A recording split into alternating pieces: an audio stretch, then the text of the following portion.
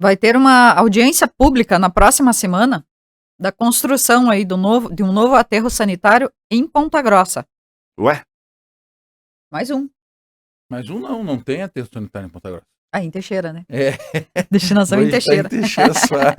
Ué, mas voltou a vela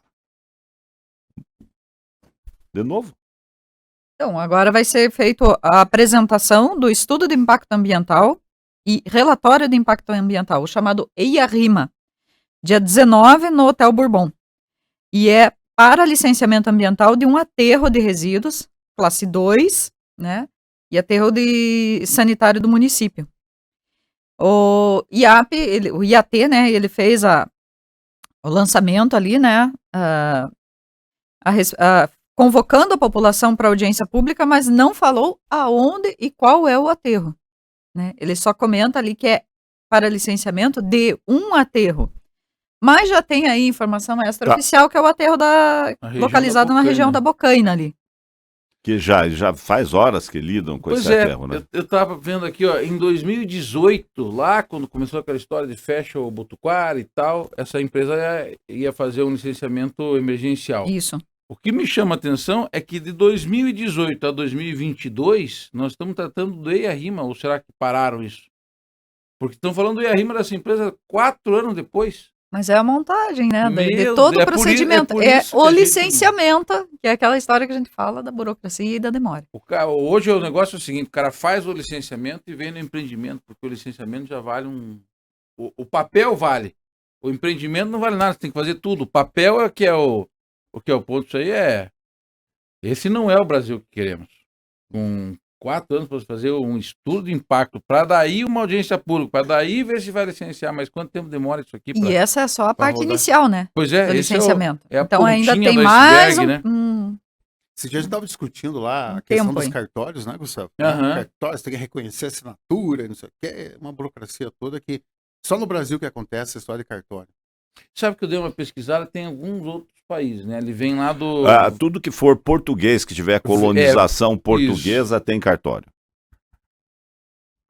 E burocracia, né? É claro. Com certeza. A história do vender dificuldade, criar dificuldade para vender facilidade. É o que a gente vê aqui, né? São 4 anos para anunciar uma audiência pública. Olha aqui, deixa eu fazer uma pergunta para a dona Caroline.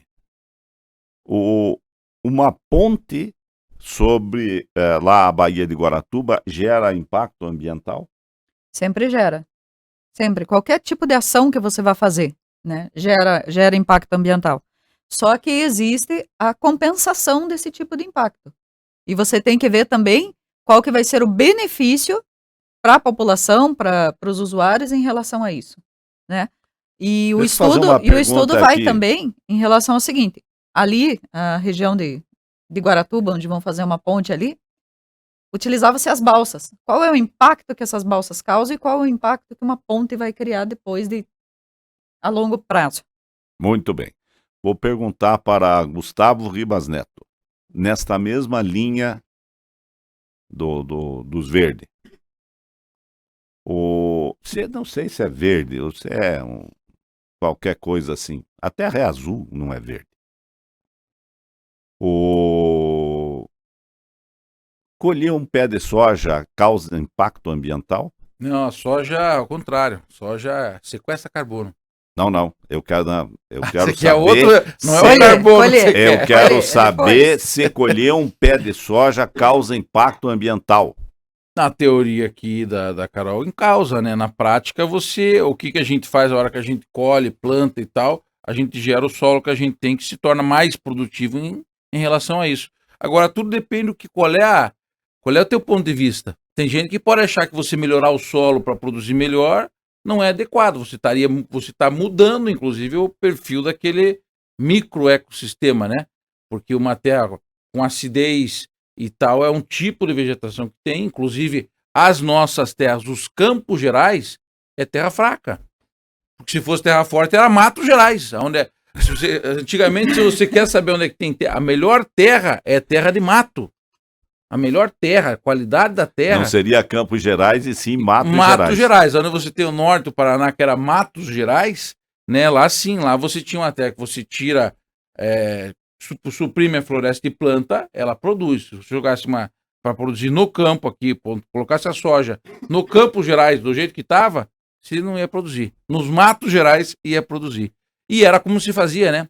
A área agrícola, a questão da plantação, era feito no mato. Você tirava lá 1/4, 1 litro de chão e tal, e plantava lá, sem adubo, sem nada, produzia, e dali você tirava milho, principalmente. E depois do milho, você colocava no mato o gado no inverno, que o gado engordava no inverno, na tiguera daquele milho, naquela área que você abriu que nascia mais vegetação, no própria coisas do mato, como o próprio bambu, broto de bambu e tal, gado come. Por falar nisso, fizeram um vaso do bambu aí. Foi você que fez o vaso do bambu, Carol? Foi. Não. Eu que pedi, foi a Helena que fez. Tá ali, depois na hora do esporte tem que trazer o vaso de bambu, porque segundo o Jorge Nunes ainda tem bambu. Se tem bambu, tem flecha. Você imagina se dá certo essa história do bambu, o operário se salva, Olha aqui, vai ter que fazer então, vamos continuar no impacto ambiental. Então, você já viu que tirar um pé de soja também tem impacto ambiental. Plantá-lo também tem impacto ambiental. Qualquer coisa que você faça nesta terra de meu Deus tem impacto ambiental. Agora, resta saber se esse impacto vai ou não vai gerar dano. A partir do momento que ele gera dano ao meio ambiente, aí está se transformando em poluição. É o que a gente chama de impacto positivo e negativo. O positivo, a colheita do pé de soja. Só o pé de soja, ele não vai gerar um problema grande.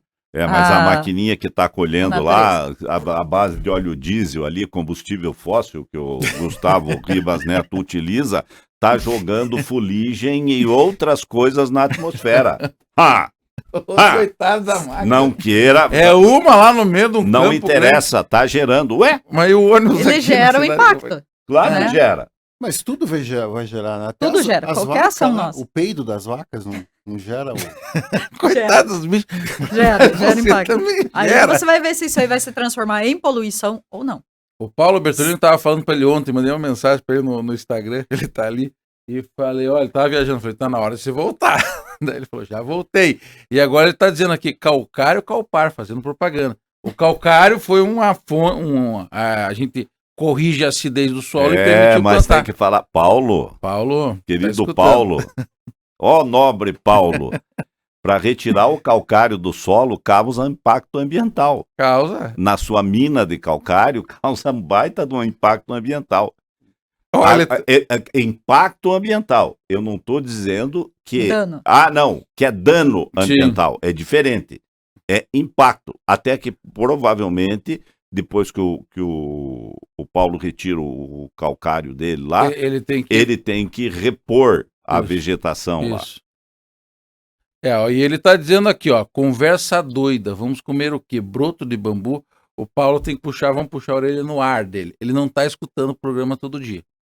Porque ele não está sabendo a história do broto de bambu, né? Do bambu, que é uma história daqui a quantos dias, Marcílio? Já faz mais uma semana. Não. Acho que por aí, né? Um pouquinho mais de uma semana, essa história do bambu. Não, agora, é uma coisa o seguinte, a gente sempre falou aqui, e mais uma vez vem aquela palavrinha mágica, que chama-se equilíbrio.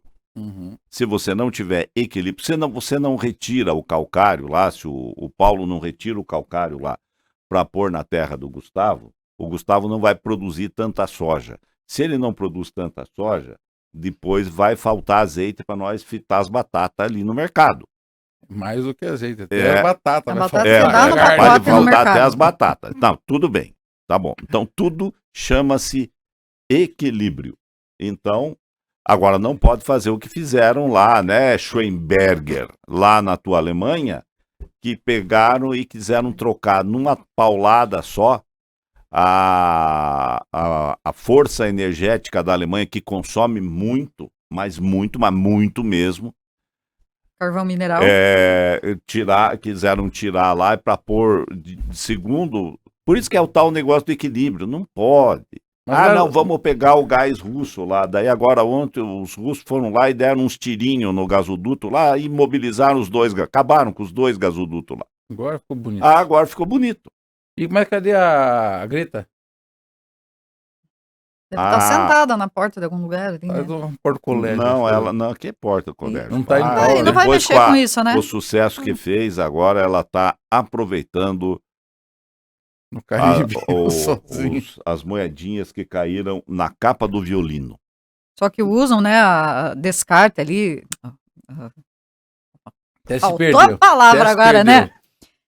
Fazem ali a destruição de floresta, mas ficam exigindo que o Brasil fique protegendo, né? Não, se você vê lá o tamanho das minas de carvão, das minas de carvão que a Alemanha, para explorar. Outra coisa que também pararam lá, agora parece que viram que a vaca foi pro brejo mesmo, tiraram a questão das usinas nucleares, não vão desativar mais, agora pelo menos, porque já queriam desativar todas as usinas nucleares. Mas andaram cortando os matinhos lá, né? Não é na Alemanha? Uma floresta centenária para tirar o carvão, né? Exatamente.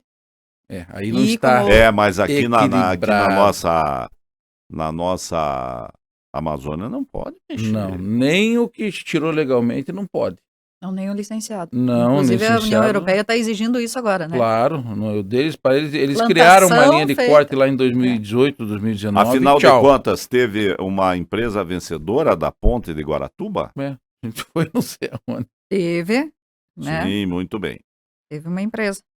A empresa rematante está construindo uma ponte de 1,7 quilômetros de extensão entre os estados do Tocantins e do Pará. Essa é a empresa que ganhou. É a Gaspar S.A.?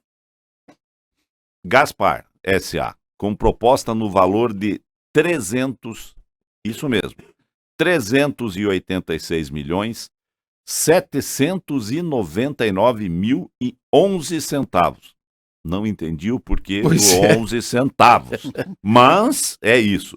Agora a rematante tem o prazo de até 3 dias para reelaborar a proposta de preço e apresentá-la ao DR Paraná juntamente com a documentação exigida no edital. A Gaspar S.A. é situada em Natal, capital do Rio Grande do Norte, e atua no mercado de construção civil há mais de 50 anos. Entre outras obras em todo o Brasil, a empresa é responsável pela construção de uma ponte sobre o rio Araguaia, na BR-153, divisa dos estados do Tocantins e do Pará, com 1,7 quilômetros de extensão. Segundo o governo federal, a obra está 70% executada e o custo estimado em 193,1 milhões. A empresa tem até setembro de 23 para finalizar os trabalhos. Quais? Os trabalhos dessa ponte que eles estão construindo ali em Tocantins, né? Muito bem. E a obra da ponte de Guaratuba vai ter 1.244 metros. Uma largura aí de 26 metros. Então, está previsto aí 4 faixas de tráfego. De 3,6 metros cada. Uhum. É um negócio antigo, né? Agora, daí, será que já fizeram o estudo de impacto ambiental aqui? Ali já foi feito, né? Porque daí já saiu a licitação. Fazer. Uhum. Agora, a gente falando aqui em impacto ambiental, tem uma coisa que tem um impacto ambiental, na minha opinião, muito, mas muito, mas muito grande. O impacto, eu não estou dizendo que esse impacto é bom ou ruim, que é a engorda da praia. O que fizeram lá em Camboriú, estão fazendo em Matinhos Caiobá e aqueles balneários ali. Ali eu vejo impacto, mexe muito com o meio ambiente. Mas vamos deixar bem claro, tem coisa bem pior. Porque, por exemplo, se você for ver a cidade de Dubai, qual é o impacto ambiental que foi criado com a criação da cidade de Dubai? Ou, para ser mais velhinho um pouco da nossa idade, a cidade de Los Angeles, nos Estados Unidos. Não, mas essa é da tua idade, Márcio, não é? Ah, sim, perfeitamente. Reconheço. Os Dubai dois... era uma aldeinha, né? Tem aquela parte antiga de Dubai, umas aldeinhazinhas de madeira no meio do deserto. Sim, e aí o que fizeram aquilo? Criou um impacto ambiental Nossa Senhora. muito grande. Agora, criou um impacto, não é porque cria, meu povo, não é porque cria impacto ambiental que é ruim. Isso. Ouviu o Schoenberg? O ruim é quando gera dano, quando cria poluição ali em relação àquilo. Mas Impacto criou, sempre vai Dubai ter. criou a poluição. Eles estão lá, estão vivendo o povo, qualidade de vida, turismo para o povo. Se Dubai, se for hoje lá e voltar daqui a 6 meses, já mudou tudo. É impressionante o negócio lá. Muito bem. E tem que haver a compensação sempre disso, né? Será que teve lá? Bom, lá é difícil da gente Pergunta pro saber, né? Sheik Vamos lá, perguntar que pro ele Sheik. fez. Tá na compensação. história da humanidade, né? O ser humano sempre dá um jeito de se adaptar ao ambiente que ele está vivendo, seja mudando as coisas ali da natureza, mas sempre dá um jeito. Tem ser humano vivendo no polo, né? Os esquimós, enfim, sempre dá um jeito, né? No Morando na deserto, Sibéria. então, Vai Muito dando bem. jeito. Áreas rurais de Ponta Grossa podem receber academias ao ar livre. A Prefeitura de Ponta Grossa prevê compra dos equipamentos de academias ao ar livre no valor de R$ 324.565,80 para áreas rurais. Vão pôr no meio da tua plantação de soja uma academia de ginástica ao ar livre, Gustavo? Primeiro tem que ligar a luz lá, trocar o transformador, fazer um fazer estrada para chegar, não é bem assim para pôr academia. Eles falam ali que vai ser instalado em praças e parques em regiões afastadas do centro. Viu? Não vai dar para ser no meio da plantação do Gustavo. Não. Não. Muito Na verdade, bem. nos distritos, né? Mas já tem alguma coisa, né? Você já tem ali no Pasto Público, você tem, no Guaragi você tem, eu acho que vão ampliar isso. A questão é quem cuida disso, né? Quem faz o negócio rodar. Quem é que vai cuidar? Quem é que vai fazer isso? Quem vai manter, né? Você vê aqui na cidade mesmo, tem praça que é um mato só, que aqueles negócios estão... Se é a prefeitura que está colocando, apodrecendo. ali, vai ter que manter, é a obrigação dela, né? Eu- A instalação vai ser nas localidades ali de Saltos de Baixo, Pinheirinho, no distrito de Itaiacoca também, Colônia Sutil, distrito de Guaragi. É. Então, são as praças que estão localizadas nessas Eu não comunidades, sei nessas como na localidades área aí. rural que as pessoas têm já, vamos dizer, mais atividade física, caminham mais e tal, não sei até onde usam realmente ou não, mas enfim. Qual a utilidade, né? Mas eu acho que contempla até, porque ali é um exercício mais pontual. Eu acho que é interessante, fica até como sugestão, as pessoas não sabem usar aqueles aparelhos. Como você usa, que exercício você faz, por que você faz? E isso seria importante. Ter alguém que coordenasse, não adianta ter só, tem que ser uma coordenação. Como você usa aquele aparelho, que frequência você deve usar, é até uma sugestão para a Secretaria de Esportes, né? alguns aparelhos tem lá, né? Tem uma placa. Mas normalmente como não você adianta faz o ter exercício, só né? escrito. O ideal é que tivesse alguém ali ajudando aqueles a fazerem o exercício da forma correta. São 8h08, nós vamos a um rápido intervalo e depois vamos mostrar aqui nesse programa que não aperte o ser humano que ele se adequa.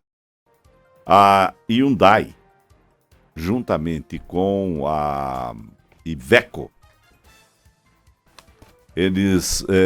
foi desenvolvida uma van a hidrogênio. Hidrogênio é isso que tem, é o componente químico de maior abundância na Terra. Não tem nada. A própria água é H2, que é 2H, e um de queixegênio lá, que é o oxigênio, H2O. As montadoras Iveco e Hyundai assinaram em março um acordo preliminar para explorar cooperação em tecnologia de veículos compartilhados, fornecimento conjunto e suprimento mútuo. Ou seja, fizeram um negócio... se juntaram. A van e-Daily, Tem autonomia de 350 quilômetros, uma carga útil máxima de 3 toneladas e é equipada com sistema de célula de combustível de hidrogênio de 90 quilowatts. Agora, e aí, você vai dizer que essa van também ela tem impacto ambiental? Mas tudo gera Claro que tem. impacto, né? Só que é mínimo. Você veja, o automóvel que é movido a célula de hidrogênio, ele é abastecido de uma forma semelhante do combustível convencional. O hidrogênio é armazenado ali no tanque de combustível, onde reage com o oxigênio e produz energia elétrica, calor e água, né? Ou E seja, daí, esse o calor? carro, essa van é muito interessante. A van, ela solta água da reação. Do Sim. escapamento. H2O. Ela tem um calor e escapamento e solta água pura, que inclusive dá para você beber aquela água. Não, vocês Claro. estão dando risada. É verdade? É assim que funciona. E não vai ser aquele cheirinho do escapamento. Só. Não tem não, nada, não, é só não água tem. pura. É que a gente fala dos o escapamentos e pensa resultado assim, da que eletrólise cai é a água pura. Então, é extremamente saudável o carro. Deixa eu ver se quiser que você Rodrigo, sentir por cedo. favor, eu quero que você mire uma câmera em professor Jorge Cristiano Ferraro Nunes, para que quando ele aparecer, apareça os bambus que Helena fez e depois num quadro bem atrás de professor Jorge Nunes. Puseram até os negócios dentro do bambu. Viu? Tá não, aqui a coisa é Tá organizada. bonitinha. Ou seja, por enquanto temos Tem bambu. tem bambu, então vai ter flecha. E parece que a flecha foi fabricada. Tava nas redes sociais da Lagoa Dourada. Eu vi no Facebook e no Instagram. Olha aqui, ó. A Shell e a Raizen fazem parceria com a USP, Universidade de São Paulo, para a produção de hidrogênio de etanol. Hein, Gustavo, o que acha? Hidrogênio de etanol. Você viu o etanol? Outro dia até veio uma notícia que o bagaço da cana produzia muito energia elétrica, mas um número assim absurdo. E foi até uma discussão aí que pessoas mandaram dados aí da Anatel sobre a produção de energia a partir da cana. E o etanol é uma solução limpíssima, né? Porque aí a gente fala, por exemplo, no carro com hidrogênio, a questão é assim, como a gente produz o hidrogênio? Como é feito para produzir isso? Qual é o custo disso? O próprio carro elétrico, se ele não produzir energia, o carro elétrico tem um impacto ambiental enorme se você não produz energia elétrica, né? Se a tua energia elétrica é produzida com aquele carro, com aquela floresta que você derrubou lá na Europa para produzir energia elétrica, pode chegar bonitinho e ligar o carro na tomada, era melhor ter pego combustível fóssil, né? Então, eu acho que o etanol é uma solução excepcional, uma solução onde o Brasil é o grande player do mundo do etanol e que aí também, novamente, né, não se capitaliza, né? Eles estão preocupados com a floresta amazônica, estão preocupados com não sei o quê e não esquece de colocar o crédito da nossa energia limpa, principalmente nos combustíveis. Bom, o mundo não quer energia limpa, né? A Venezuela até já quer porque não consegue tirar mais o petróleo do chão. Mas a turma lá a turma de Dubai lá não quer saber desse negócio aí de mudar a matriz energética, não. Não tem interesse nisso, né? Pois é. A questão é a venda do combustível mesmo, né? Agora, tem um melhor impacto aí, né? A questão do hidrogênio, do combustível verde, mas o problema hoje é o custo, né? Então, custa um Olha, veículo... vocês dois, tanto Caroline Schoenberg quanto Gustavo Ribas Neto, eles são do contra. Do contra Se o mundo dependesse de vocês, nós estávamos ainda... Com o carrinho dos Flintstones. Não, mas estamos lá produzindo carne, estamos produzindo bambu, estamos produzindo E buscando soja, fazer isso com sustentabilidade. buscando sustentabilidade, estamos se mexendo. Vamos fazer certo. Olha aqui, ó. Faça, mas faça ó, certo. Gustavo e Carolina, vocês querem saber de continuar só como tal. Vocês estão na zona de conforto, os dois, e não querem desenvolvimento. Mas Claro que quer mexer no seu desenvolvimento. telefoninho que encosta o dedo e funciona, porque quem sabe se você estivesse escrevendo carta ainda. Ah, não, mas carta tem Escrevi Papel, bastante, papel. é mais escrevi barata. bastante, cara. Para mim ter um telefone desse aí custa caro, Gasta energia. gasta e tal. energia. Mas isso é Isso aí necessário hoje depois em tem dia. o resíduo, Tem né? o resíduo. Esse- Se nós voltássemos lá a esse tempo, seria o que querida Carolina estaria falando neste programa aqui mesmo.